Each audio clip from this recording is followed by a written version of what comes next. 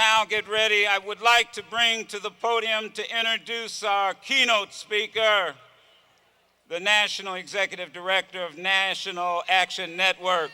Please welcome Tamika Mallory. Good afternoon.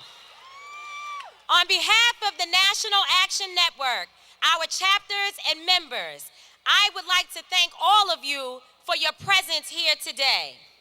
To those of you who have traveled from as far as Los Angeles or as near as Mississippi Avenue, Southeast Washington, we thank you.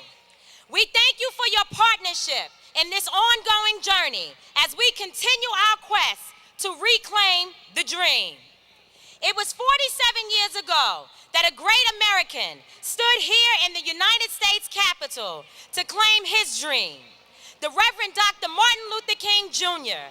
had a dream that one day all Americans will receive equal justice.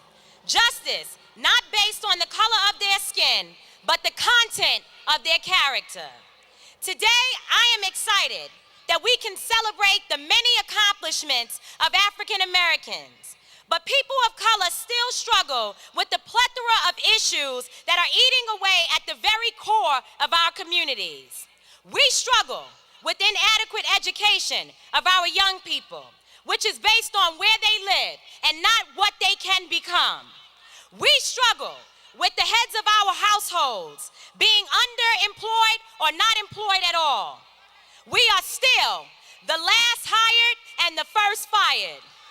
We struggle with minority businesses being marginalized and undercapitalized. We struggle with the recycling pandemic of gun violence in urban centers across America. Our children have guns, they are hopeless, misdirected, and the American people choose to stand by and do nothing about it. In 2003, my son's father was murdered, gun violence. I made a personal commitment on that day to lend my hand and my resources and my voice to help eradicate gun violence with our young people in this country. And today, as National Executive Director of one of the country's most effective civil rights organizations, I am asking you to join National Action Network in that fight, the fight to save our young people. To all of the young people who have joined us here today, please go back home and tell the young people, your friends, to put down their weapons. Turn away from gang violence and turn towards community building. Put down your weapons. Pick up your books. Pick down your weapons. Pick up your pants, put down your weapons, prepare for your future, chase your dream, have hope. The future is truly in your hand. Finally, though we face the difficulties of today, we still have a powerful dream to reclaim, a dream that is deeply rooted in the promise of America. Together, we can make that dream a reality. But in order to do that, we must take back our communities one by one and challenge ourselves. We must take back our communities so that our children are safe. We must show up, my people. Show up at your child's school the way Von Sill and Stanley Mallory showed up for me. Show up on your jobs, competent, committed to excellence and a brighter future. Show up in our homes so that our families are nurtured and protected. We must show up at the polls so our voices are heard. But most importantly, we must not wait for others to do for us what we can absolutely do for ourselves. So in the spirit of Dr. Martin Luther King, I say to you, go back. Go back, brothers and sisters. Go back to New York, go back to Atlanta, go back to Philadelphia, go back to Houston, go back to California, go back to your communities, knowing that united, we will reclaim the dream. In this current hour, there is a person on the international scene who carries the mantle of civil rights and social justice as the legacy passed down from Dr. Martin Luther King Jr.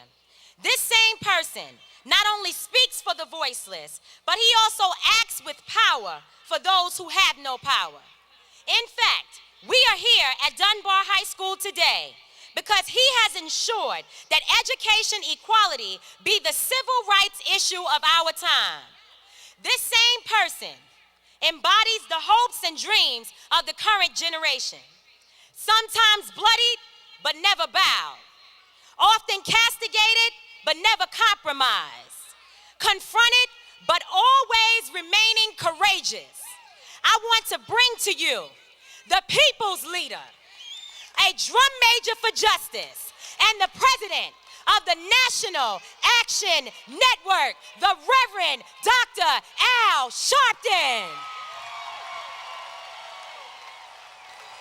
No justice, no justice, no justice, no justice. What do we want? What do we want? What do we want?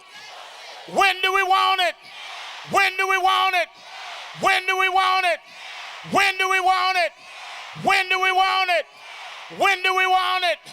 When do we want it? When do we want it? Hug the person next to you. Tell them, reclaim the dream.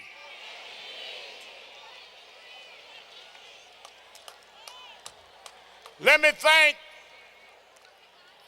all of you that came from all over the country. This is not a rally, this is a march. And we're getting ready to line the streets of Washington by the thousands. Because others marched, we have a different life. But we've got to keep that going so that our children will have an even better life than us. Somebody said, why are y'all marching? Why are y'all rallying? They call us troublemakers. But now the folks that used to criticize us for marching, trying to have a march themselves.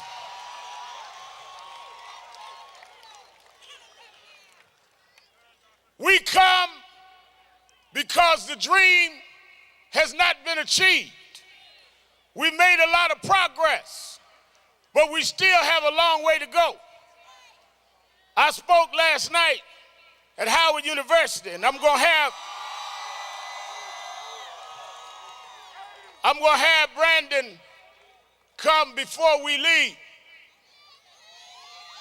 And I told the students to don't mistake progress for arrival. I was on a flight from New York to Atlanta. About a half hour in the flight, we ran into a storm. We got into turbulence. The plane started shaking. Plane started dropping. I looked out the window, couldn't see because it was cloudy. For about 15 minutes, we were through a turbulent storm. But after a while, when we cleared the storm and I saw sunshine, I didn't get off the plane. We just got through the storm. We hadn't arrived yet. Just because we got through the storm doesn't mean we arrived. We are still doubly unemployed, black to white. We're not there yet. We're still 4 grades behind in reading and mathematics. We're not there yet. We are still the last hired, first fired. We're not there yet. We are still spending more money bringing democracy to capitals overseas when we don't have democracy for the citizens of Washington, D.C.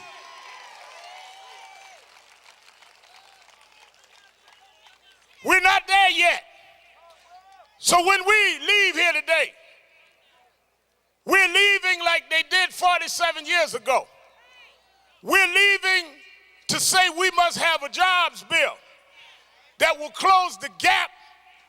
And those that will not vote for us, we will not vote for them. This is not about a one-day thing. We need to show up. They think we showed up in 08 in D.C. We're going to keep marching till we close the education gap. We going to march together. As